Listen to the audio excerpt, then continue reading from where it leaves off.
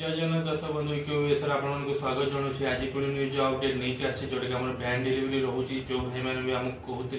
कि भुवनेश्वर लोकेशन भितर किसी भैन डिलीवरी जॉब दिंतु तो बहुत बड़ा गोटे ओपनिंग बाहरी जाइए आमको 20 ରୁ 30 पिला भैन डिलीवरी दरकार 10th पास पिला दरकार आ जो मैंने 35 एज रु तले होता दरकार एज क्राइटेरिया तो सेटा आम लोकेशन कौन कौन रोचे ना लोकेशन आम पात्रपड़ा रोचे सम हस्पिटाल गोटपाटना रोचे गोपालपुर बालिकुदा रोचे ये 3टा लोकेशन में भैन डिलीवरी करेंगे। आप ड्यूटी टाइमिंग 30 ରୁ 35 टा पार्सल आपको नहीं जी जिते जल्दी आपंकर सर आप 8टा 9टा रू आप ड्यूटी स्टार्ट हे 5टा 6टा मैक्सिमम पिला 7टा भितर सारी दौरान कम को पिला जब भल एक्सपीरियंस थी एरिया लोकेशन भुवनेश्वर भल जानी थे बहुत जल्दी भी